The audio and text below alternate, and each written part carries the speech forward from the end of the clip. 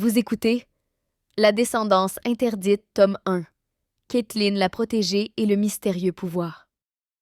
Un livre écrit par Tricia Lauzon et lu par la voix modélisée de Frédéric Dufort. Prologue. Ma première fois a été difficile. J'étais plutôt jeune, comparée aux autres, précoce comme on dit. Et maintenant, ce sont les autres qui pensent que je suis en retard, car ils ignorent la vérité. Ils ne savent pas qui je suis réellement. Une seule personne me connaît vraiment. Celui qui était présent ce jour-là, celui qui est devenu mon mentor, depuis ce jour, il y a 5 ans. À l'époque, j'avais 12 ans, et nous recevions la visite incroyable de Vamoséine la magicienne.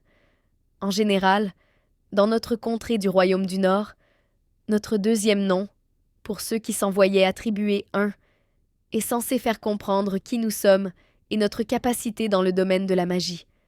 Cela permet de nous distinguer des autres, à Valois, qui ne sont que des réguliers, c'est-à-dire sans pouvoir. Mais dans le cas de Vamoséine, il semble qu'ils aient manqué d'imagination. Son mentor aurait pu être plus subtil, à défaut du Seigneur et de ses conseillers. Mon propre mentor a su choisir le mien avec davantage de finesse, même si en ce moment, il me cause plus de souffrance que de renommée. J'étais avec les autres dans la grande salle du château, en pâmoison devant Vamoséine. Son pouvoir était merveilleux. Il ne s'agissait pas de rapidité, comme mon père, ni de la compréhension des plantes, comme ma mère, ou même de la vision stratégique, comme le chevalier Vaum Antonio, ou la voix qui dirige ses hommes avec assurance, comme le commandant Vaum Adamo. Non. Vamoséine la magicienne pouvait faire apparaître des objets. Elle avait délaissé la vie de château, et c'est ce qui m'émerveillait le plus. Elle aurait pu y mener une existence calme et dérisoire, au lieu de choisir d'aller au front, où elle pouvait à loisir faire apparaître des objets au loin, bloquer les armes de l'ennemi par la pensée, ou détourner une flèche volant vers l'un des nôtres. Son action ne constituait pas la principale stratégie d'attaque de notre armée, bien sûr, mais sur le plan défensif, elle avait sauvé plusieurs vies et aidé à capturer plusieurs rebelles. Cette journée-là, elle nous rendit visite pour évaluer la future relève. Elle était venue nous enseigner que tous les pouvoirs pouvaient servir la cause, même si, depuis 2 ans, nous étions en temps de paix avec le Royaume du Sud grâce à la signature d'une nouvelle trêve. Voyant son homologue attaqué de toutes parts, le seigneur Alfonso en avait profité. Il avait tendu la main à son adversaire, non pas pour l'aider contre ses autres ennemis, mais simplement pour lui garantir que nous ne traverserions pas la frontière s'il en faisait de même de son côté. Cette trêve s'était avérée cruciale pour tout le Royaume du Nord, qui avait perdu quantité de ses combattants depuis le début des affrontements. Nous profitions de ce moment de répit pour nous relever de nos deuils trop nombreux. Bref, Vamoséine était venue discourir dans notre grande salle du château, habituellement utilisée pour les repas, ainsi que pour les réceptions occasionnelles. Elle nous relata en détail la dernière bataille à laquelle elle avait participé. Certes, elle avait dû rester à l'arrière de l'armée, protégée à chaque instant par 3 gardes, puisqu'elle était aussi fragile face à l'ennemi qu'utile pour contribuer à le mettre en déroute. Et j'étais là, l'écoutant à moitié, car je ne connaissais pas encore l'histoire et les revendications des rebelles qui attaquaient régulièrement les villages. L'observer et espérer, un jour, lui ressembler était tout ce qui comptait pour moi. J'aurais tant aimé me battre, moi aussi. Peu m'importait contre qui ou pourquoi. Je rêvais d'acquérir sa renommée de guerrière plutôt que de me pavaner, comme certaines femmes que je considérais alors comme inutiles au château. Je méprisais celles qui choisissaient la vie de dame d'honneur, qui consistait principalement à entourer la seigneuresse. Depuis son décès, leur vie était devenue encore plus oisive, selon moi. Plusieurs filles de mon groupe espéraient pourtant rester au château avec le titre de Vam. Devenir dame d'honneur et épouser un Vahom était en fait notre raison d'être pour éviter l'extinction des nôtres qui s'accentuait peu à peu. Quant aux Vom, au-delà de leur devoir de procréation, vis-à-vis de leur épouse Vam, ils avaient au moins l'ambition de mener leurs troupes à la bataille en devenant commandants. En revanche, la plupart des Vam n'avaient pour seul objectif qu'un beau mariage et la joie de porter l'héritier désiré. Cela me consternait. Je voyais souvent les dames d'honneur regroupées pour accomplir leurs tâches quotidiennes. Elles n'avaient plus de seigneuresse pour les occuper au château. Elle avait succombé à une maladie, quelques mois à peine après la signature de la trêve. D'après les commérages du château, le seigneur ne s'en était toujours pas remis. Son fils, le prince Félicio, avait été envoyé à Magellois, au château du seigneur voisin, le seigneur Denico le Réfléchi, cousin de notre seigneur Alfonso. Il y poursuivait son apprentissage, puisqu'il était l'unique héritier de notre seigneurie. Les futurs et actuels Vam, qui n'avaient pas encore épousé un Vahom, pouvaient espérer s'unir à notre seigneur, à présent veuf et en droit de se remarier depuis longtemps déjà. Un éventuel autre parti s'offrait à elle, le prince Félicio qui n'allait pas tarder à être en âge de se marier, car il avait déjà 16 ans. Moi, je ne voulais pas devenir comme ces dames d'honneur, qui passaient leur journée à commérer du matin au soir, ne s'adonnant qu'au tricot, au filage et à faire les yeux doux à tous les hommes importants présents dans le château. Non, moi, je voulais être aux côtés des grands de notre armée pour assurer la sécurité, que je développe finalement un pouvoir utile ou non. La garde royale était le régiment le plus convoité. C'est donc là que je rêvais d'être affectée. Et si, par malheur, mon pouvoir ne me permettait pas d'intégrer l'armée, alors je me rendrais de village en village pour porter assistance aux plus démunis, même si ce n'était que pour les aider à bâtir des maisons ou pour m'occuper des orphelins. Je ne resterai pas au château toute ma vie sous prétexte que je pourrais épouser un Vahom. J'en étais là de mes réflexions de jeunesse, pendant que Vam Océine nous parlait du dernier village qu'elle avait visité sur le bord de la rivière Balduin, près de la passe des Seigneurs. Et là, ça m'a pris d'un coup. J'ai soudain eu la sensation de tomber malade, car je me suis mise à trembler brusquement. Des sueurs froides ont commencé à dégouliner sur tout mon corps, et j'ai eu l'impression qu'il allait prendre feu, tellement j'avais chaud. Aussi discrètement que possible, alors que mes oreilles bourdonnaient et que mes jambes peinaient à me porter, je me suis esquivée tant bien que mal de la salle où le groupe des filles et celui des garçons étaient rassemblés. Je suis allée me cacher dans une petite pièce attenante. En entrant dans le local exigu, malade et fiévreuse, je n'ai pas remarqué tout de suite qu'on me suivait. Il m'a paru plus tard que même une fillette de 12 ans, perdue dans une foule, n'aurait pas échappé aux yeux de cet homme qui m'avait semblé, en passant prestement devant lui, être un garde comme les autres.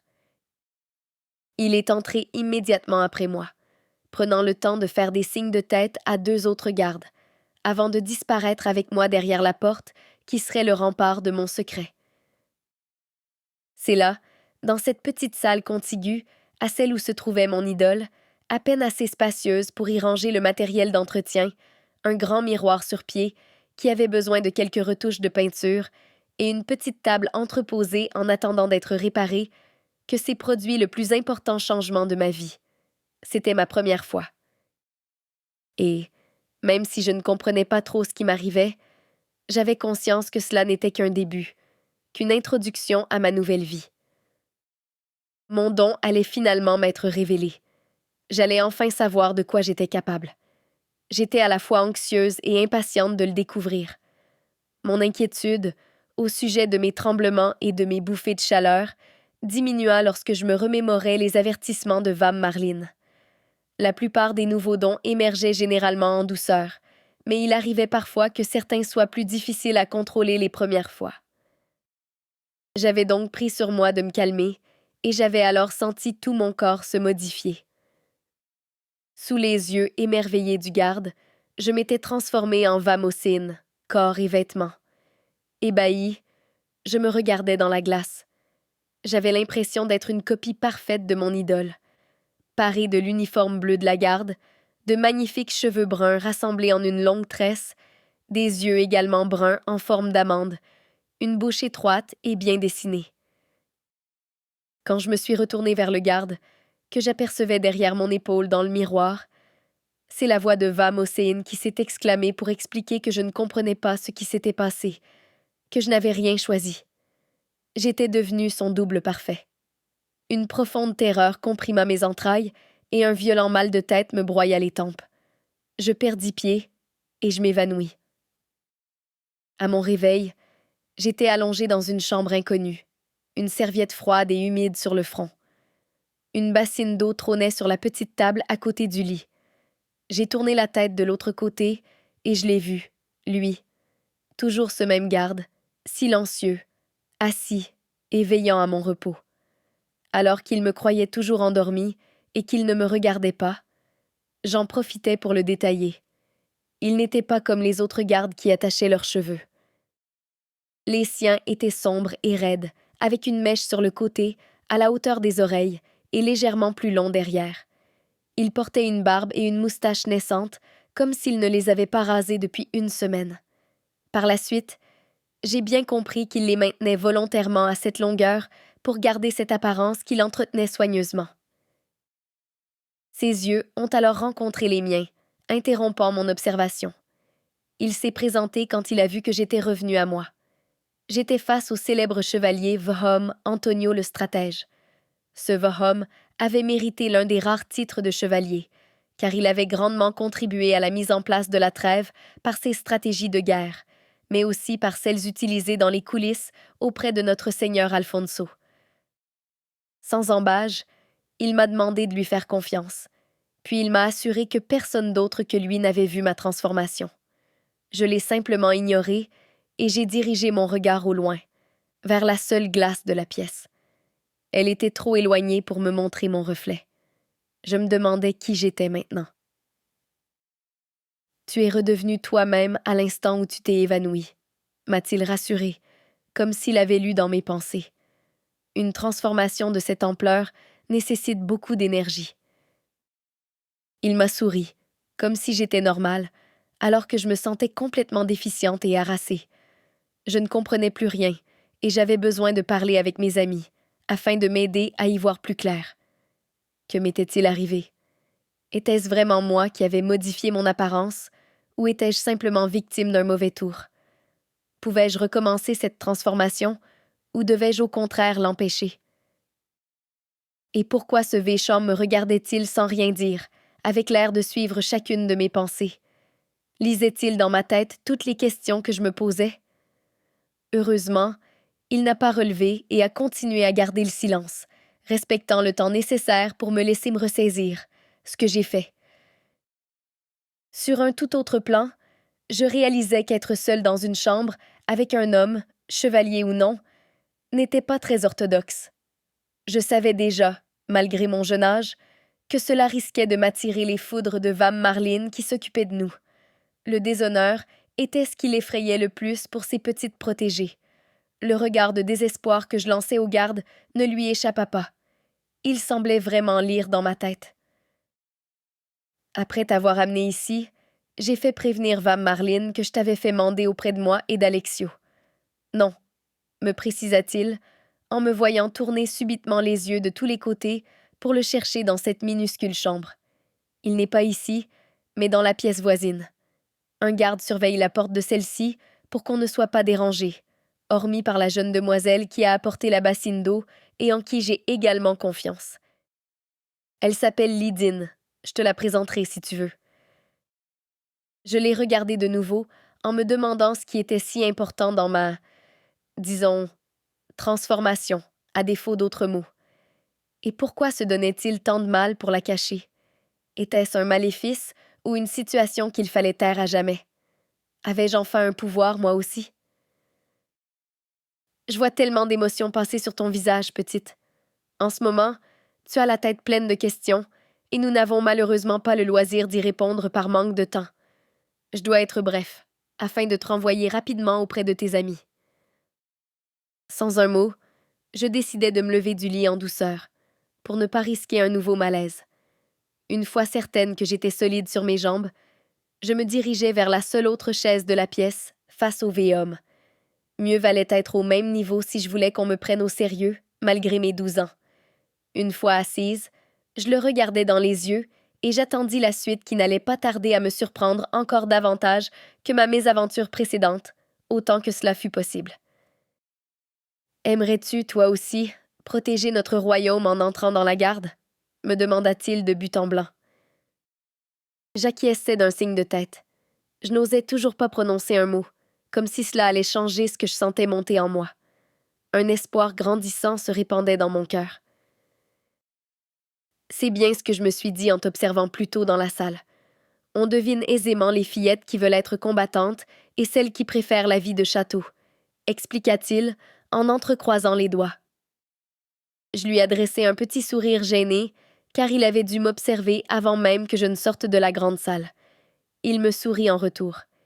Il ne devait pas dépasser de beaucoup la vingtaine, et, déjà, il avait une solide réputation dans la garde royale, comme dans les autres troupes. Les dames du château, qui n'étaient pas encore mariées, en parlaient avec emphase. Ce que je vais te demander pour l'instant est très important, ajouta-t-il, en redevenant soudain grave. Tu ne devras parler à personne de cette transformation, ni de nos conversations à ce sujet.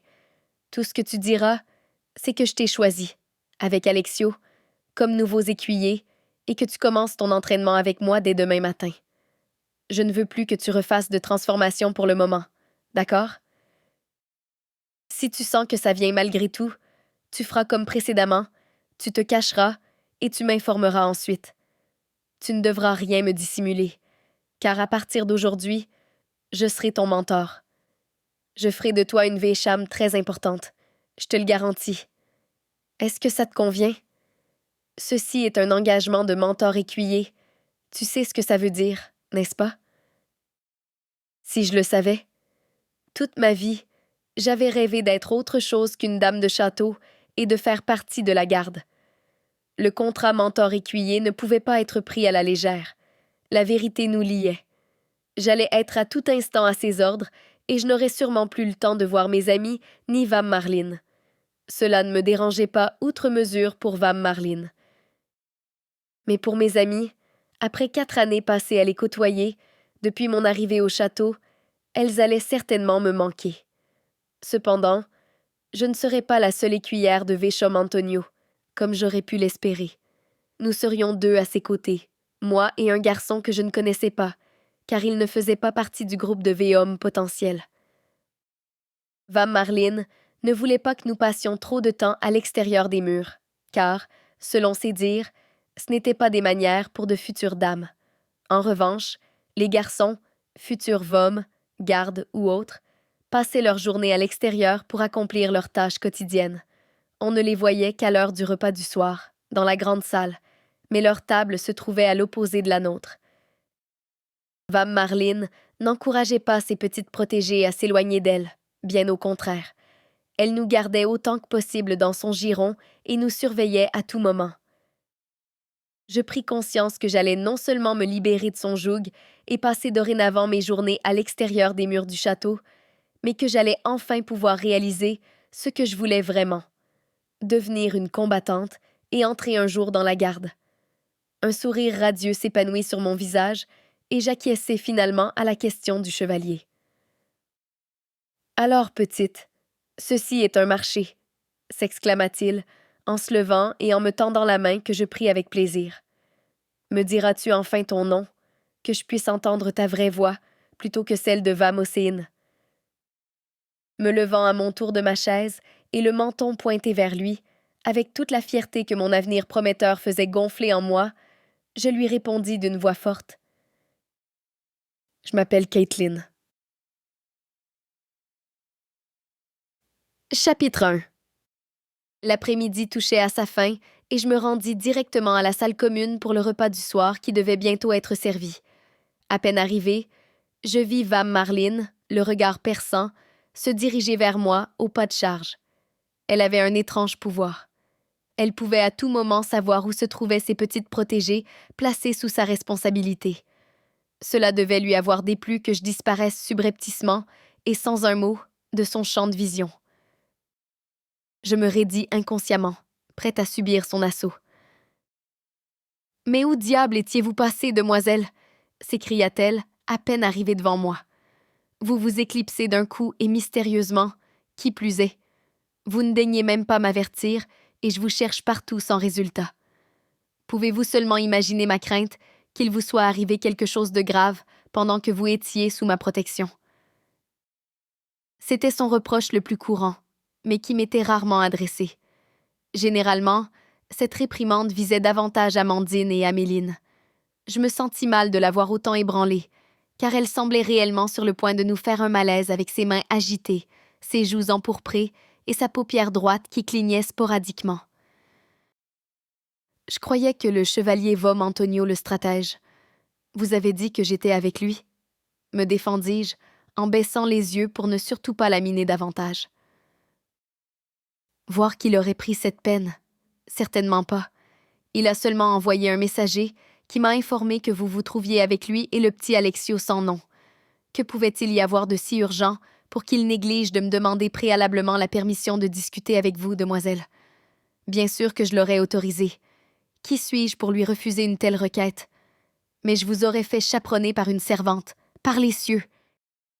Est-il possible qu'il n'ait pas pensé à la vertu d'une jeune fille aussi innocente que vous, demoiselle? Vam Marlin s'adressait toujours à nous en nous appelant demoiselle, quelle que soit son interlocutrice, et plus elle était contrariée, plus elle l'employait.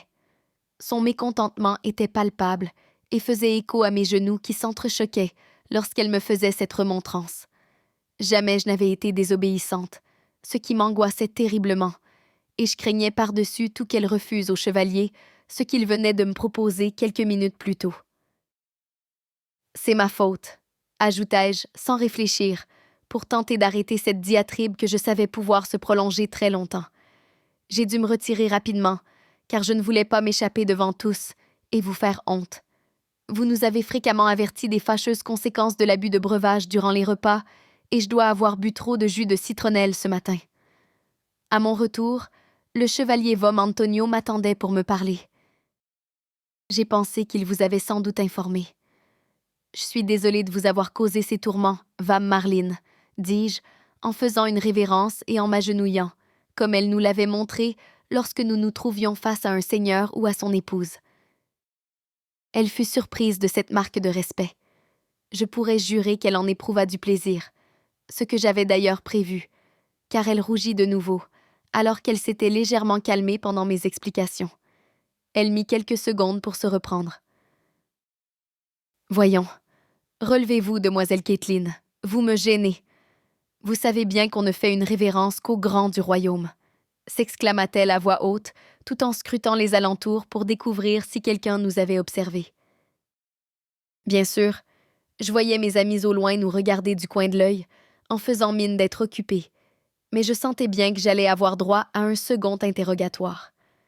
Comme le résultat de celui-ci était primordial pour garder mon secret, mes pensées me ramenèrent immédiatement à Vam Marlin. Je lui lançai un petit regard de connivence. « Vous savez bien, Vam Marlin, à quel point vous comptez pour nous toutes, et combien votre enseignement est précieux pour chacune d'entre nous, énonçai-je sur le ton de la confidence. À la façon dont elle accepta le compliment, je compris que j'avais gagné la partie. Certes, mon enfant, mais je ne suis qu'une Vam parmi tant d'autres, se défendit-elle sur un ton qui contredisait la modestie de ses paroles. Mais dites-moi maintenant, ce que vous voulez si impatiemment cet important chevalier. Il m'a offert d'être son écuyer, Vam Marlin. Je dois le retrouver aux écuries demain matin, aux aurores, où il commencera notre formation à Alexio et à moi-même, l'informai-je aussitôt, en croisant les doigts dans mon dos pour qu'elle ne s'oppose pas à ce plan si crucial pour moi. Toi, un écuyer, il doit y avoir une erreur. Je n'ai jamais fait de demande en ce sens pour aucune de mes protégées ces derniers temps. 2 écuyers pour lui tout seul, un garçon et une fille, de surcroît. Comme si cela était possible. Je m'en vais de Spol trouver et lui expliquer que ce n'est pas une formation appropriée pour une future Vam. Elle tourna les talons et continua de protester tout en se dirigeant vers la sortie. Il se permet de recruter ainsi une de mes jeunes filles sans m'en parler d'abord. Je vais lui faire savoir que ce n'est pas ainsi. Je la regardais partir et j'en conclus qu'elle venait de me donner son congé puisqu'elle ne m'avait pas prié de la suivre. J'étais déçue devant son refus évident. Je me retournai donc vers les filles qui me faisaient de grands signes au loin.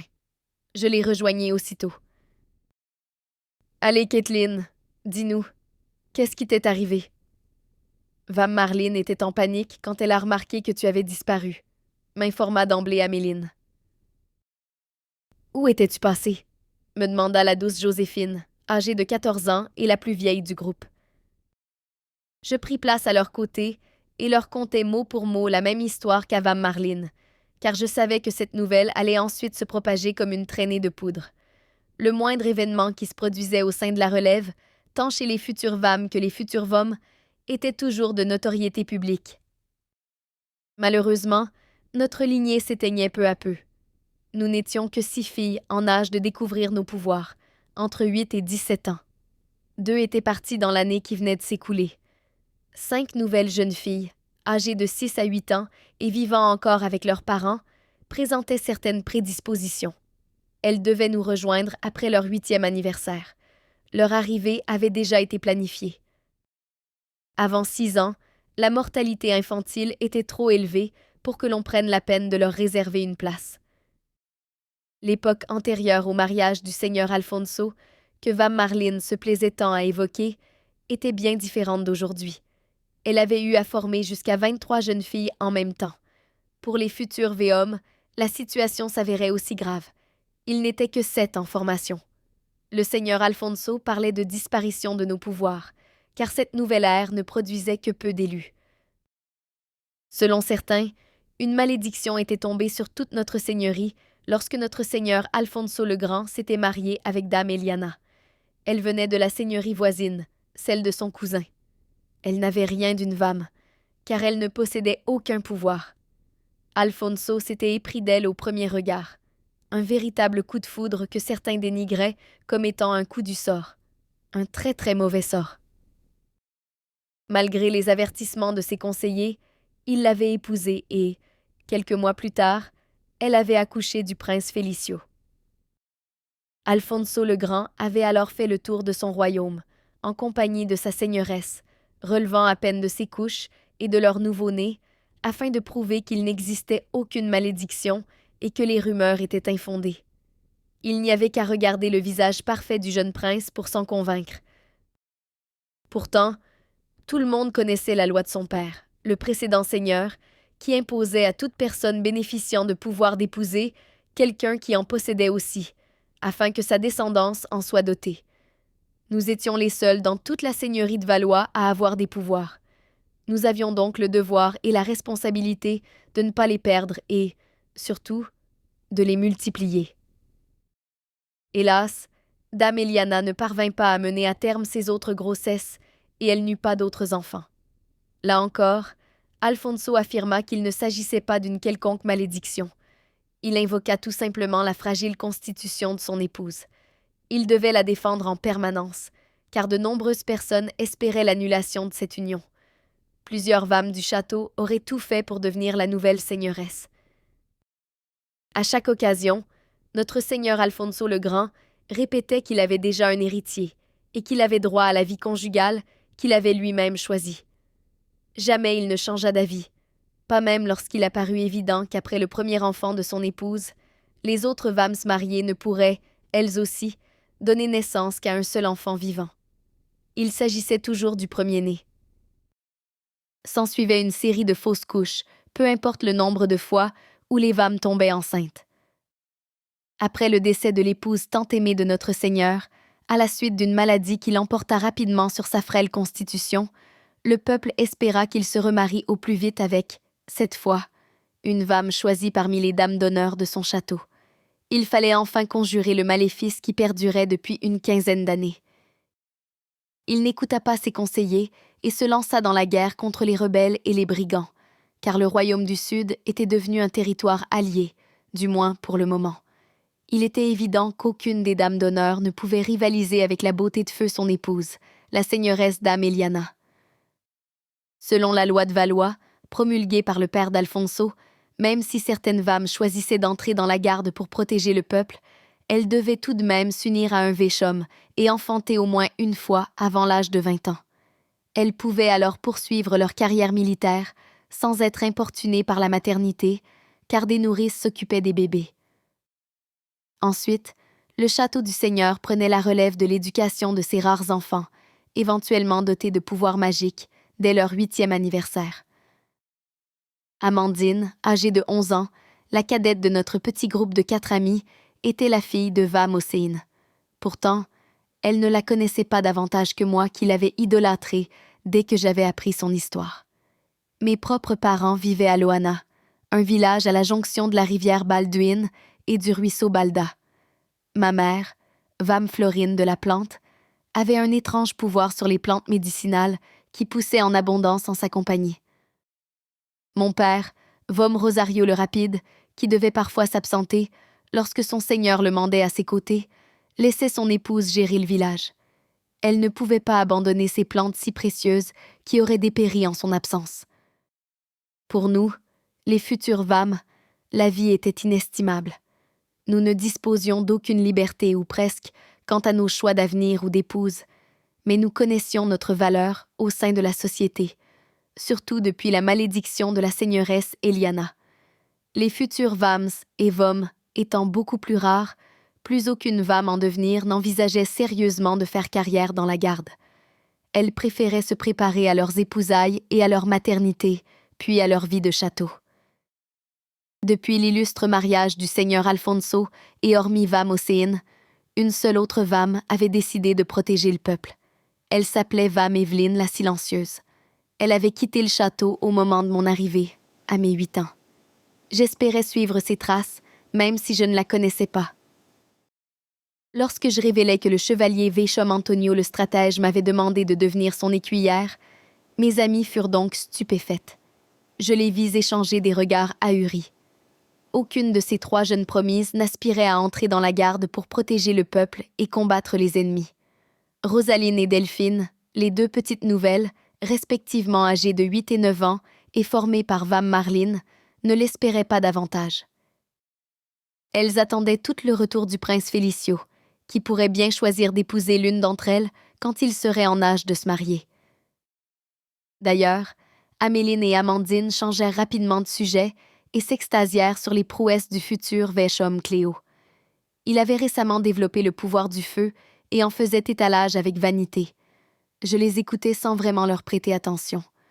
Je me concentrais sur mon avenir, qui allait enfin commencer à se dessiner. Ce soir-là, je me couchais en me demandant ce qui m'attendait le lendemain. J'essayais d'envisager tous les aspects de ma formation, d'imaginer ma position dans la garde, ainsi que mon futur époux, un Véchom, lui aussi, qui me donnerait un enfant, pour respecter la loi. J'espérais que, tout comme moi, il appartiendrait à la garde et qu'il serait à mes côtés.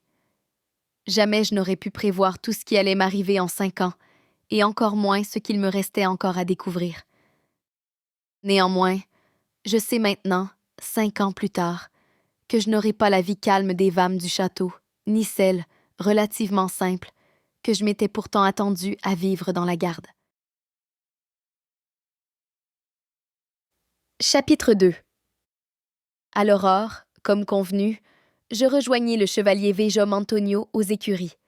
Il m'attendait à l'extérieur, seul et tout souriant. Il m'invita à le suivre, non pas dans l'écurie, comme je le pensais, mais en direction du petit étang. Je lui emboîtai le pas sans mot dire, car il n'était pas bienséant de parler avec un supérieur si l'on n'était pas sollicité. Arrivé à destination, il s'assit sans plus de manière sur les grosses roches plates et me fit signe de l'imiter. Après un petit moment, où il se contenta de regarder les canards avancer doucement, je commençai à me dandiner sur place. Les questions se bousculaient dans ma tête et son silence me pesait tant. Il prit enfin la parole. « Tu sembles avoir de bonnes manières et, d'après mes renseignements, tu fais toujours ce qu'on te demande sans poser de questions, » affirma-t-il, sans que j'aie besoin de répondre. Embarrassée, je baissai la tête et je me sentis rougir légèrement. Il avait dû arracher ce compliment à Vam Marline, songeai-je avec dérision, en repensant à la veille lorsque celle-ci était revenue, visiblement désappointée et contrariée, pour m'informer que je devais aller uniquement à cette première rencontre ce matin, car rien n'était encore décidé. Maintenant, continua-t-il, après un nouveau temps de silence, quoique plus bref, je vais t'apprendre les choses différemment. Tu ne dois plus être seulement une jeune fille obéissante, polie et bien élevée. Je veux faire de toi une femme vive d'esprit, qui pense par elle-même et qui est capable d'évaluer si les consignes qu'elle reçoit sont sensées ou non. Tu vas peut-être un jour devoir choisir par toi-même ce que tu dois faire et à ton tour donner des consignes aux autres. Tu dois donc voir l'ensemble d'un problème, pas juste le résultat immédiat. Je ne savais que répondre, car on nous avait toujours enseigné que, dans la garde ou au service d'un seigneur, il fallait obéir sans se poser de questions. J'avais systématiquement respecté ce précepte à la lettre, considérant que chacune des exigences de Vam Marlin était légitime et fondée. Je m'y pliais donc volontiers. Quant à ceux qui donnaient des consignes, il s'agissait des commandants, toujours des hommes, et je n'avais pas cette ambition. Oh, je ne veux pas non plus te changer complètement. Et détrompe-toi, je ne suis pas en train de dire qu'il ne faut pas appliquer les directives. Je t'explique seulement que tu vas devoir apprendre à décider rapidement comment les suivre à ta manière. Tu devras aussi réfléchir aux multiples conséquences de chacun de tes actes, de tes mots et de tes émotions, en essayant de respecter des consignes qui seront parfois imprécises, surtout pour toi. Il t'arrivera de te retrouver seul face à l'ennemi. Tu seras certainement obligé d'improviser, de façon rapide, mais réfléchie. Il me parlait encore comme s'il était devin et qu'il connaissait mon avenir. M'exaspérais-je. Tout d'abord, nous allons mettre au point une première chose que tu devras travailler sérieusement, reprit-il pendant que j'étais tout oui. Je ne veux plus que tu attendes mon autorisation pour parler avec moi. Toute question que je devine sur ton visage angélique doit franchir tes lèvres. Il avait une façon de me regarder, comme s'il attendait que je dise quelque chose d'extraordinaire, alors qu'on nous avait toujours appris à nous taire et à tout garder pour soi. Comment pouvais-je poser toutes mes questions sans avoir l'air de ne rien comprendre à mon don ou à ce qui se passait, ce qui était parfaitement le cas. « Dès maintenant », ajouta-t-il promptement, ce qui me fit sursauter. « Je suis désolée, je ne sais pas quoi vous répondre, messire, » murmurai-je, penaude. « Alors, commence par poser une de tes questions. Ce sera un bon début, » m'invita-t-il en souriant. Évidemment, celle qui me turlupinait le plus concernait mon avenir qu'il semblait entrevoir. Je me jetai à l'eau et balançai tout d'un coup, comme une digue qui venait de céder. Contrairement à ce qu'on nous apprend, vous dites qu'à partir de maintenant, je devrais être plus réfléchie. Surtout moi. Pourquoi? Qu'ai-je de si spécial? Avez-vous vu mon avenir? Savez-vous ce que mon pouvoir signifie? À quoi cela me sert de me transformer en Vam Océine? Et Vam Marlin, elle était furieuse hier soir. Ai-je vraiment le droit d'être ici avec vous ce matin? Allez-vous être mon mentor? Est-ce que... Je m'interrompis, car le chevalier éclata de rire et leva la main pour m'arrêter. Une question à la fois, suivie d'une petite pause, m'aiderait infiniment plus à pouvoir te répondre, si c'est bien le but de toutes ces interrogations si longtemps refoulées, souligna-t-il, en me regardant avec bienveillance et non d'un air contrarié comme je l'avais redouté. Alors non, je n'ai pas vu ton avenir, car je ne suis pas devin. En revanche, d'ici quelque temps, je sens que ton pouvoir va apporter beaucoup au royaume du Nord. Bien sûr, j'ai eu le temps d'y penser un peu depuis hier. Comme tu le sais peut-être, à défaut de voir l'avenir, j'ai le pouvoir de déceler les différentes possibilités de chacun, et ce, très rapidement. J'ai l'intuition que tu seras une femme d'exception, quelle que soit l'orientation de tes choix pour l'avenir. Mes choix. Quels choix? Ces réponses ne m'aidaient pas. Elles faisaient naître d'autres questions, ce qui me hérissait. Mais je tentais de contenir mon énervement. Ils seront nombreux, je peux te l'assurer, confirma-t-il, en éludant de nouveau ma question. Mais chaque chose en son temps, veux-tu? J'acquiesçais d'un hochement de tête, même si j'étais frustrée qu'il m'en dise si peu. Tu m'as également parlé de Vam Océine. Laisse-moi te rassurer. Je crois que c'est seulement ton envie de devenir un jour comme elle qui t'a poussé à prendre sa forme sans que tu le veuilles réellement. Je suis convaincue que ton pouvoir n'est pas de te transformer en Vam Océine, mais en toute personne de ton choix. Mais pourquoi ferais-je une chose pareille? M'exclamai-je, horrifiée. Et en quoi cela pourrait-il servir le seigneur Alfonso? Nous verrons tout cela en temps opportun. Trop d'informations en ce moment pourraient davantage te perturber. Cependant, la prochaine fois que cela t'arrivera, je veux que ta transformation soit volontaire et préméditée. Et, pour ce faire, je vais te confier une première mission capitale. Peu importait ce qu'il me demanderait, tant mon envie d'être utile me donnait des ailes. Et en même temps, je craignais de me transformer de nouveau, et de façon involontaire, devant les gens du château. Néanmoins, je devais impérativement lui prouver que j'étais digne de son attention et de ses enseignements. « Oui, tout ce que vous voudrez », m'exclamai-je avec empressement. Juste avant, j'aimerais revenir sur les dernières questions que tu m'as posées concernant Vam Marlin et notre contrat mentor-écuyer.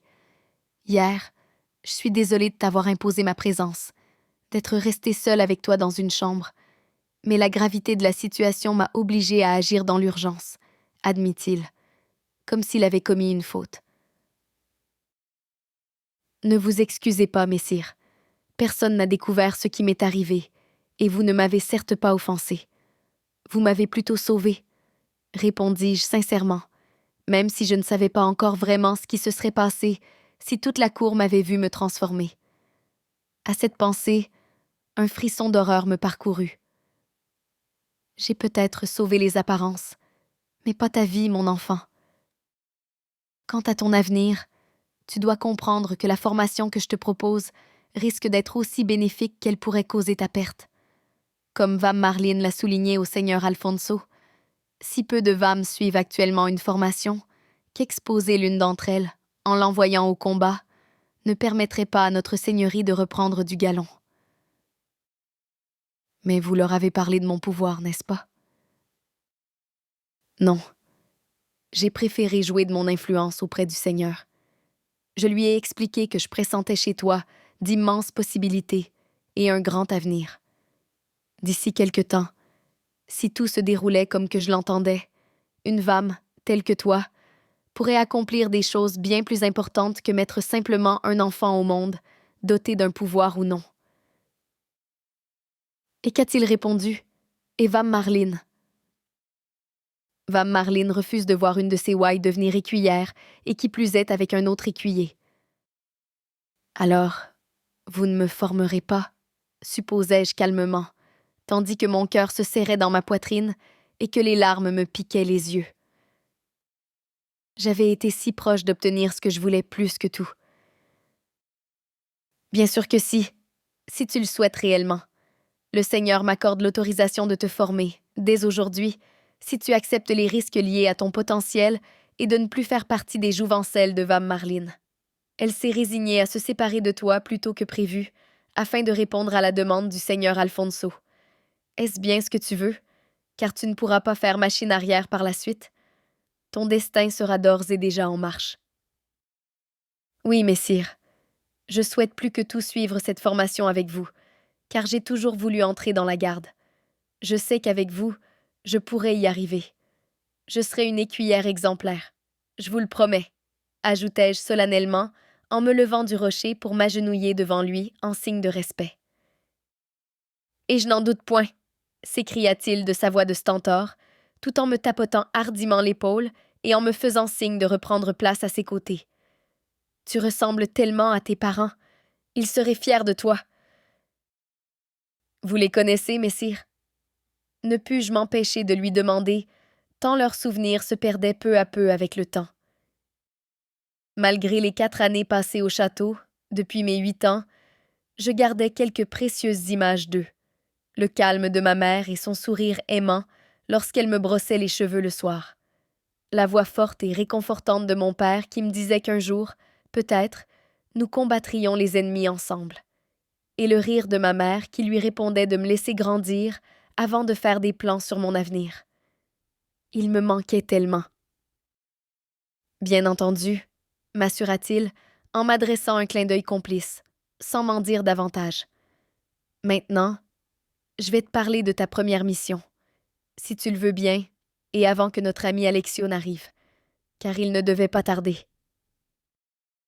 Oui, messire, approuvai-je, ayant hâte de pouvoir enfin apprendre ce qu'il attendait de moi. Pendant que je vous formerai à la guerre, toi et Alexio, en tant que mes écuyers personnels, tu devras en outre l'observer très attentivement et le plus discrètement possible. Alexio! M'écriai-je, quelque peu déçu par cette demande. J'avais espéré une mission plus importante, ayant davantage de valeur à mes yeux ou aux siens. Oui, Alexio, il sera l'objet de ta première mission. Je veux que tu observes comment il agit, comment il parle, comment il bouge, comment les réflexions et les émotions passent sur son visage. Tu le suivras partout et en tout temps, même lorsque vous ne serez pas avec moi. Pourquoi dois-je l'épier autant? Osai-je demander, car je ne voyais aucune bonne raison de consacrer autant d'attention à un jeune garçon sans avenir comme lui. Il n'était pas quelqu'un que je tenais à imiter, ne serait-ce qu'un instant. Soudain, la lumière vint à moi, stupéfiante. Vous voulez que je me transforme en Alexio? Pourquoi lui? M'offusquai-je, désappointé. J'avais un peu espéré que ma mission ciblerait quelqu'un de plus haut gradé, comme Vam Océane ou Vam Evelyn ou, à la limite, une autre Vam du château. Tu es très brillante, Caitlin. Il sera ton premier objectif, car tu passeras tellement de temps avec lui que tu pourras devenir son double, au sens propre comme au figuré. Mais tu ne prendras pas seulement son apparence. Je veux que tu apprennes à observer une personne à un tel point que ton imitation pourra tromper ses plus proches parents et amis. Ce sera ton premier test. Tu devras tout connaître de lui. Attitude, posture, gestes, mimique, langage. Il faudra que tu mémorises toutes ses habitudes ou ses tics.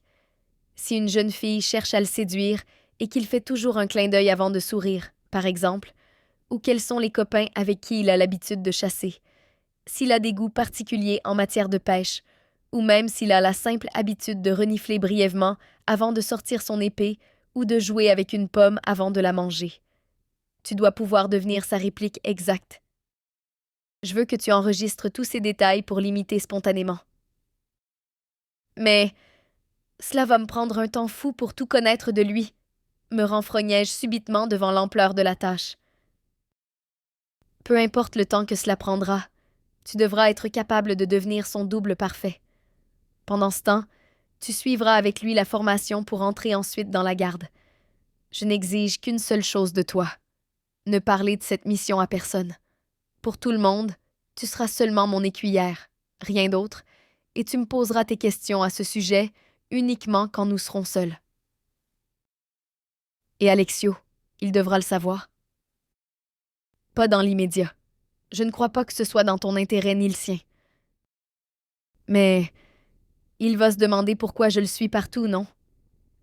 Après notre rencontre d'hier, j'ai pris quelques instants avec lui. Pour sa formation d'écuyer, je lui ai imposé une condition. T'apprendre à découvrir le monde, hors des murs du château, et te protéger. Il a accepté sa mission, et il ne posera pas de questions sur le rôle que je lui ai attribué. Je lui fais parfaitement confiance. C'est pourquoi je l'ai choisi pour toi. D'ailleurs, le voici qui arrive. Nous continuerons notre conversation un autre jour, dit-il en se relevant et en marchant vers lui sans m'attendre. À mon tour, je me levai rapidement de mon rocher et le suivis. Alexio se dirigeait vers nous avec un sourire de conquérant. Il paraissait fier de lui, et je me surpris à me demander, malgré la totale confiance que le chevalier plaçait en lui, ce qu'il avait de si particulier. Les filles m'avaient raconté, après leur avoir appris que je suivrais ma formation avec Alexio, que ses parents ne disposaient d'aucun pouvoir. Il était donc certain que celui-ci n'en avait pas et qu'il ne serait jamais un Véchum. Son avenir était déjà tracé. Il pouvait juste espérer devenir un simple soldat, comme son père l'était avant lui, sans obtenir le moindre grade, comme le pensait Vam Marlin. Toutefois, il semblerait que le chevalier Vachom Antonio l'ait pris sous son aile depuis longtemps, sans que personne ne sache pourquoi. Je commençais dès cet instant à l'observer, et je ne pus m'empêcher de me comparer à lui. Il était déjà grand pour son âge, 14 ou 15 ans, selon moi, et dégageait une immense confiance en lui. Ses cheveux bruns et drus étaient coupés courts, Son visage anguleux, aux sourcils prononcés, était adouci par des yeux rieurs. Au contraire, brunette aux cheveux longs, comme la plupart des autres demoiselles, j'étais petite pour mes 12 ans, ce qui ne m'aidait pas à attirer l'attention. Je n'avais pas franchement le goût de lui sourire pour l'instant, ce qui n'aurait probablement rien changé pour lui. « Je les ai, messire. J'ai les 2 épées de bois que vous m'avez fait quérir, » annonça-t-il, tout essoufflé par sa course pour bien servir son nouveau maître. « Merci, Alexio, » lui répondit-il, avec une note de satisfaction dans la voix que je sus déceler, à mon grand regret. « Jeunes gens, nous allons commencer dès maintenant les premières leçons d'escrime. Caitlin, prends une épée, toi aussi. Je vais vous montrer tout d'abord les positions de base, » nous informa-t-il, en sortant la sienne de son fourreau. La relation de complicité, qui semblait déjà les lier tous les deux, fit naître en moi une pointe de jalousie. J'aurais voulu que le chevalier soit déjà fier de moi. Comment pouvait-il montrer de la satisfaction pour un acte aussi simple que d'aller quérir des épées? Il n'y avait rien d'extraordinaire à cela. À mon sens, Alexio ne méritait pas tant de reconnaissance pour si peu. Alors que ce dernier me tendait la 2e épée, légèrement plus petite, je lui pris la plus grande des mains. Il me regarda avec surprise. J'y lus autant de questions que de défis. Qu'il tue en présence de notre maître. Celui-ci ne sembla pas vraiment s'apercevoir de la première joute non verbale qui se déroulait uniquement dans le regard de ses écuyers. Du moins, c'est ce que je pensais à cet instant. J'ignorais alors que le chevalier était un fin observateur et qu'il pouvait interpréter sans erreur le moindre de nos mouvements et la moindre émotion qui passait sur nos visages. J'avais trouvé mon maître de plusieurs façons, mais il me restait encore à le découvrir. Moins d'1 semaine après notre première journée, je connaissais déjà tous les amis d'Alexio, mais seulement de loin. Certes, je le suivais partout, mais je ne me joignais pas à lui ni à ses comparses. Je préférais les regarder agir sans me mêler pour autant à leur jeu. Alexio dégageait une joie de vivre peu commune. Il était toujours en train de s'amuser, quoi qu'il fasse, même lorsqu'il rendait service. Les gens étaient attirés par lui et sa gaieté.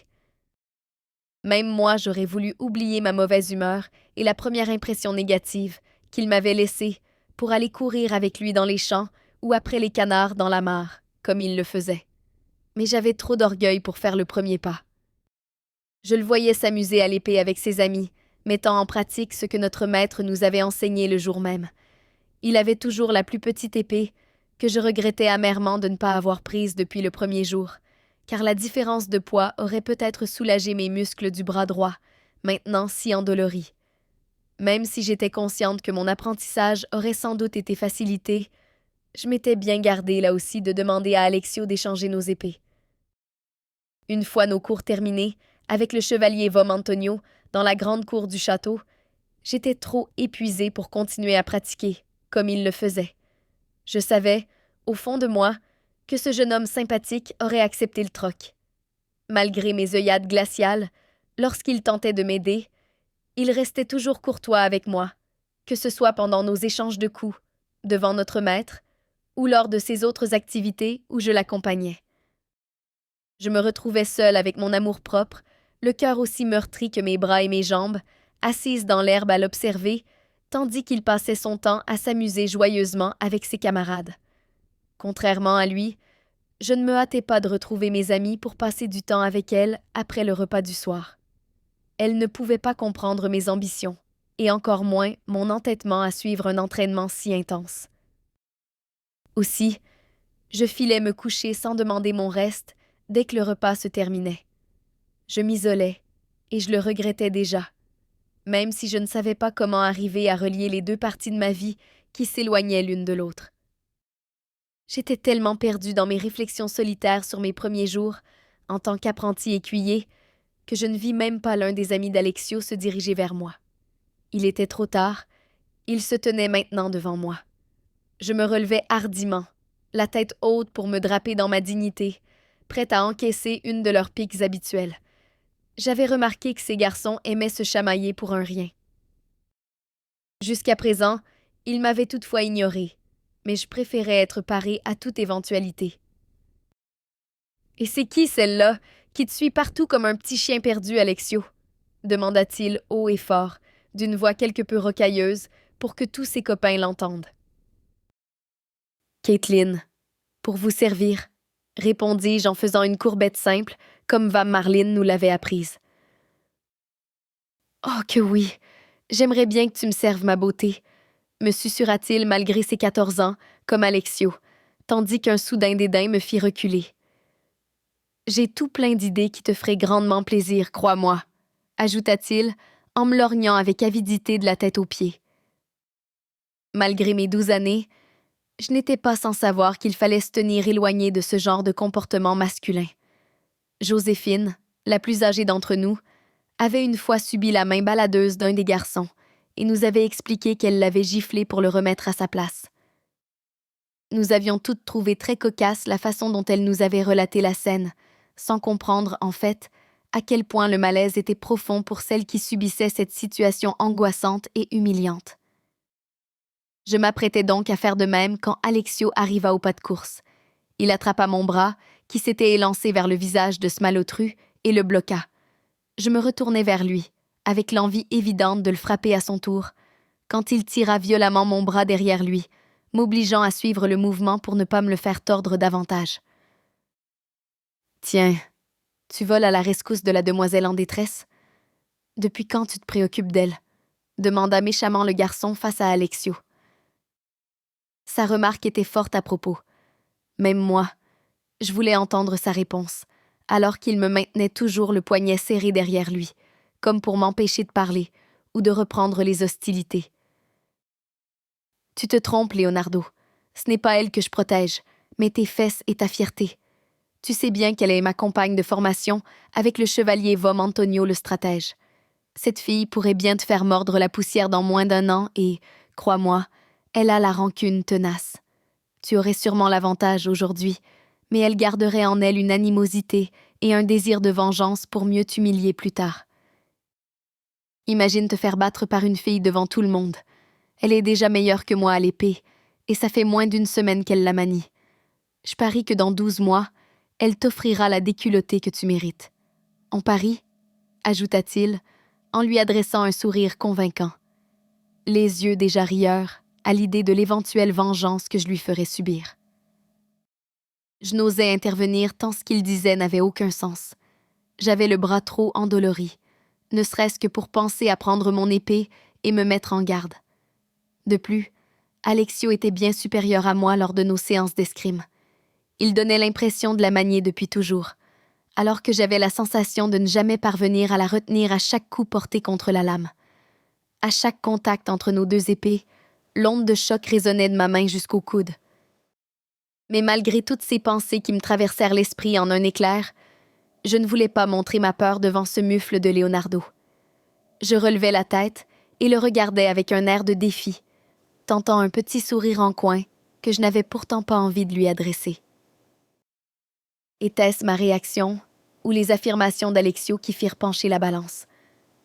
Peu importait en fait, car je fus heureuse de le voir tourner les talons. Il alla rejoindre les autres en maugréant que ce n'était pas dans ses valeurs de se battre contre une fille. Il préférait de loin leur faire autre chose. Je n'entendis pas la suite de ses propos dégradants, car Alexio démarra au quart de tour dans la direction opposée de son ami et se dirigea vers les écuries. Il semblait avoir oublié qu'il tenait toujours aussi fermement mon bras, m'obligeant ainsi à le suivre chaotiquement de son pas rapide.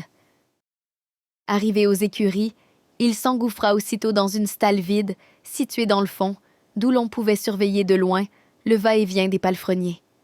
Nous nous trouvions dans mon endroit préféré, car il reflétait ma nouvelle vie qui promettait de belles aventures à dos de cheval dans des lieux qui m'étaient encore inconnus. « Mais qu'est-ce qui t'a pris de vouloir le frapper? Tu sais ce qu'il t'aurait fait? » me hurla-t-il dans les oreilles, me ramenant aussitôt sur terre et me faisant oublier les odeurs familières et la sensation de bien-être qui m'avait submergée à notre entrée. Pour la première fois depuis 1 semaine, ce n'était plus l'Alexio tout sourire qui se tenait devant moi, mais un Alexio inconnu qui semblait avoir perdu le contrôle de lui-même. Il était dans une telle fureur, et j'en ignorais la raison. Non, criai-je à mon tour, en libérant mon poignet d'un coup sec vers le bas et en le surprenant par ma force, ma capacité à lui tenir tête ou que sais-je encore. Je lui aurais peut-être montré mon épée, comme tu l'as si bien proposé, ajoutai-je ironiquement. Si je lui ai prédit sa défaite, c'était uniquement pour qu'il te voie comme une combattante et non comme une fillette à sa merci, me dit-il en se radoucissant un peu, maintenant qu'il prenait conscience que le danger était passé. Je voulais te protéger, mais je n'aurais rien pu faire contre toute la bande. J'ai eu vraiment peur qu'ils viennent le soutenir, m'avoua-t-il soudain, en se laissant tomber à genoux dans le foin. Je compris enfin ma méprise. Il avait joué le tout pour me défendre. Même s'il m'était difficile d'admettre que ses amis auraient pu prêter main forte à Leonardo pour me faire du mal, je réalisais pleinement que c'était grâce à Alexio si je m'en étais sortie indemne. Je me penchai vers lui et déposai un baiser sur sa joue, avec plus de gentillesse à son égard que je lui en avais porté durant toute la semaine. Mon geste nous surprit tous les deux. Il m'observa en silence, avec un regard interrogateur. « Merci de m'avoir sauvé », lui répondis-je simplement. Il s'assit dans le foin, tout en m'adressant ce fameux sourire qu'il esquissait lorsqu'il était fier de lui. Naturellement, je pris place à ses côtés, désirant prolonger un peu ce moment de paix. « Mais il ne m'aurait pas cru si tu ne lui avais pas fait ce rictus carnassier, » précisa-t-il en rigolant. Il n'avait rien de carnassier. J'ai juste essayé de me montrer digne de toutes les choses que tu disais de moi. La vérité, c'est que je n'aurais même pas osé sortir mon épée de son fourreau, tant mon bras me fait mal après la séance de ce matin. Qu'aurais-je pu faire s'il avait choisi de se battre? Je t'aurais défendu, voyons, s'écria-t-il spontanément, tant cela semblait évident pour lui. Il reprit mon bras droit et massa l'intérieur de mon avant-bras douloureux avec ses 2 pouces, exactement où j'avais mal. Pourquoi? L'interrogeai-je, réellement avide de le comprendre, tout en le laissant me frictionner sans l'arrêter. Pourquoi quoi? Me questionna-t-il perdu, comme s'il n'avait pas suivi notre conversation, plutôt concentré sur son massage. Pourquoi m'as-tu défendu, et pourquoi te serais-tu battu contre ton ami pour moi? Lui demandai-je, alors que j'ignorais si j'aurais fait de même pour lui. En fait, probablement pas, puisque je croyais jusqu'alors qu'il ne s'intéressait pas du tout à moi. Parce que je dois te protéger, telle est ma mission, dit-il simplement en se relevant et en m'aidant à faire de même. Un sentiment bizarre m'envahit, une tristesse que je n'aurais pas pu expliquer. Je lui retirai mon bras plus doucement que la première fois et, une fois debout, je me dirigeai vers la sortie sans rien répondre. Il me rattrapa par l'autre bras pour m'empêcher d'aller plus loin et me tourna face à lui.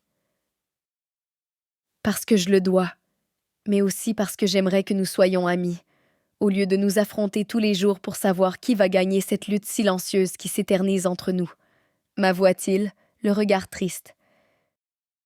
C'est facile pour toi, cette formation. On voit bien que tu manies l'épée mieux que je ne le ferai jamais, admis-je, furieuse malgré moi, sans trop savoir si je l'étais contre lui ou contre moi. Peut-être que si tu avais pris l'épée que je t'ai fait fabriquer sur mesure, tu sentirais une différence, ajouta-t-il, en souriant et en lâchant mon bras pour mieux prendre ma main. Sur mesure? Pour moi? Osai-je à peine murmurer. Bien sûr, je voulais t'en faire cadeau, car je savais que tu n'avais jamais tenu une épée, mais tu ne m'en as pas laissé le temps, m'expliqua-t-il. Je me sentis encore plus ingrate d'avoir mal réagi le premier jour, lorsqu'il était apparu avec les 2 épées. Ma jalousie envers lui, en raison de sa complicité avec notre maître, m'avait empêché de voir et de comprendre toute la gentillesse qu'il avait à mon égard. Alors, qu'en dis-tu? Ce fut à mon tour de me demander à quelle question je devais répondre. Pour l'épée ou pour notre amitié, m'informai-je en lui adressant enfin un sourire, réalisant qu'il m'offrait une nouvelle chance, moi qui l'avais si mal jugé au départ. Pour les 2, précisa-t-il, en caressant doucement et distraitement ma main avec son pouce, comme s'il avait oublié qu'il la tenait toujours. Pour les deux, confirmai-je en lui souriant. Il ne lâcha pas ma main pour autant. Il m'entraîna vers la sortie de l'écurie et m'amena près de l'étang où nous nous exercions souvent. Il ne libéra ma main qu'une fois rendu sur place, puis il sortit de son fourreau l'épée plus courte qu'il avait fait façonner exprès pour moi. Comme elle était plus légère. Dire que si je ne m'étais pas entêtée, j'aurais pu l'avoir plus tôt. Mais c'était aussi grâce à mon obstination et à sa patience que nous allions devenir les meilleurs amis et les meilleurs écuyers que Valois ait connus. Chapitre 3. 26 mois s'étaient écoulés. Nos muscles s'étaient affermis en même temps que notre amitié. Alexio et moi passions nos longues journées ensemble à nous battre à l'épée et à monter à cheval. Depuis peu, nous sortions de l'enceinte pour nous promener dans les vallées avec notre maître. Nous nous entraînions à courir autour du ruisseau Balda, qui entourait le château, à escalader le mur intérieur, à l'endroit où de petites pierres irrégulières avaient été installées spécialement à cet effet, ainsi qu'à sauter par-dessus les balles de foin dans les champs qui bordaient l'imposante bâtisse. Notre meilleur atout restait la forme physique, nous rabâchait notre mentor. Et notre intelligence, concluions-nous à sa place, en riant, à force de l'avoir entendu nous le répéter inlassablement. La première partie de ma vie surprotégée s'était déroulée à l'intérieur du château. Aussi, j'aimais passer tout ce temps à l'extérieur. Cette journée-là, une pluie intermittente m'avait condamnée à rester au sec et me gardait prisonnière des murs. J'aurais préféré me faire tremper au lieu d'être confinée dans la salle des filles où mon mentor m'avait invité à me rendre. Il avait une réunion importante avec le seigneur des lieux et ne pouvait donc pas s'occuper de nous. Comme si nous avions besoin d'un chaperon. Rester sous surveillance s'appliquait uniquement à moi, car Alexio n'avait naturellement pas à se joindre aux filles et à Vam Marline. D'ailleurs, elle aurait été outrée de le voir, car il ne faisait pas suffisamment attention à sa mise. Il ne pouvait pas non plus rallier le groupe des futurs Vehom, puisqu'il n'aurait jamais de pouvoir. Il avait donc la chance de faire ce qui lui plaisait durant cette journée de liberté. Il était indépendant des adultes, malgré ses 16 ans, comme tous les autres garçons réguliers. Quant à moi, du haut de mes 14 années célébrées le mois précédent, je n'avais qu'une envie, le retrouver pour continuer à profiter du grand air et de nos entraînements que j'appréciais chaque jour davantage. Je savais que l'effervescence qui régnait dans le château était due à l'organisation de la fête pour mon amie Joséphine. Elle allait avoir 17 ans dans 8 jours et enfin révéler son pouvoir à la cour. Le pouvoir de Joséphine était complètement pacifique, comme Vam Jasmine la prévoyante, une dame d'honneur, qui anticipait le temps une semaine à l'avance, ou ma mère qui, en plus de faire pousser les plantes médicinales, avait le don de savoir comment les utiliser pour toutes les maladies. Joséphine recourait aux siens depuis longtemps, sans que les autres s'en soient rendus compte, sauf ses complices, Améline, Amandine et moi-même. Cela ne pouvait que rappeler à mon compagnon d'armes qu'il n'aurait jamais aucun pouvoir, malgré ses 17 ans qu'il fêterait dans moins de 2 lunes. Alexio affirmait qu'il n'en voulait pas, mais qui aurait refusé une telle chance d'être quelqu'un d'important et de recevoir un nom reconnu par notre Seigneur? Je me demande bien à qui elle est en train de rêvasser, notre douce Caitlin, interrogea Améline, à peine plus âgée qu'Amandine, en adressant un clin d'œil à Joséphine. Seuls mes amis pouvaient me définir de douce Caitlin, car une part de moi-même demeurait comme l'ancienne dame de château qu'on nous apprenait à devenir quand j'étais en leur compagnie. En revanche, les garçons, qui me regardaient m'entraîner à l'extérieur, n'auraient jamais employé ce qualificatif. Alexio me voyait plutôt comme une future garde qui donnerait du fil à retordre à l'ennemi, étant donné mes progrès à l'épée. Il réussissait régulièrement à prendre le dessus, mais je savais qu'il m'en manquait peu pour le surpasser. J'étais forte et agile, mais pas encore assez rapide pour lui faire perdre ses moyens. Sûrement au jeune homme qui grandit et mûrit à ses côtés, lui répondit Amandine qui, du haut de ses 13 années, aimait rire de chacune, mais jamais méchamment. Je leur lançai un coup d'œil en biais, en espérant que Vam Marline, en pleine conversation avec d'autres dames du château, ne les avait pas entendues. Je ne voulais surtout pas qu'elle entreprenne quoi que ce soit qui pourrait me nuire ou remettre en question ma formation. Mais comme Amandine avait raison, mes amis, que je voyais pourtant si peu, me comprirent et, comme toujours, me soutinrent du regard. « Ce n'est pas ce que vous croyez, » me défendis-je malgré tout. « Ce n'est pas lui qui me manque, mais le grand air. Je vous adore, les filles, mais je déteste être enfermée. Depuis que j'ai réalisé que j'aimais courir dehors, je ne supporte plus de rester cloîtrée pour faire de la couture ou de la broderie. J'ai l'impression d'étouffer, » tentai-je de leur expliquer, sans vouloir les offenser, en leur montrant le vêtement décousu sur lequel je m'acharnais depuis le matin. Si la première affirmation est fausse, en revanche, la seconde est vraie, poursuivit de son ton docte habituel la charmante Amandine. « Et je sais comment résoudre ce problème, » ajouta Améline, en nous souriant malicieusement et en se levant. Comme j'ignorais ce qu'elle allait faire, je la suivis du regard en me demandant ce qu'elle avait l'intention de raconter à Vam Marlin. Celle-ci acquiesça de la tête tout au long de la conversation. Leur échange terminé, Vam Marlin se dirigea vers moi, accompagnée d'Améline qui se retenait de rire, mais qui exultait. « Caitlin, Améline vient de recevoir un message de votre maître qui vous réclame aux écuries. Il serait pertinent de mettre un chapeau pour ne pas trop vous mouiller les cheveux. » « Oui, madame, » acquiesçai-je à sa demande, très surprise, car je ne m'attendais pas à ce revirement de situation. Une fois revenue à sa place, Vam Marlin reprit la conversation avec ses amis, comme si de rien n'était, tout en surveillant le groupe des 5 nouvelles fillettes. Âgées de 8 et 9 ans, elles avaient fait leur entrée au cours des 2 années écoulées. Inséparables, Rosaline et Delphine, qui ne s'étaient jamais mêlées à nous, car nous avions plus de 3 ans de différence, s'occupaient des petites nouvelles. Nous n'étions donc que toutes les 4 près d'une grande fenêtre. « C'est un beau mensonge, Améline », la complimenta Amandine en souriant.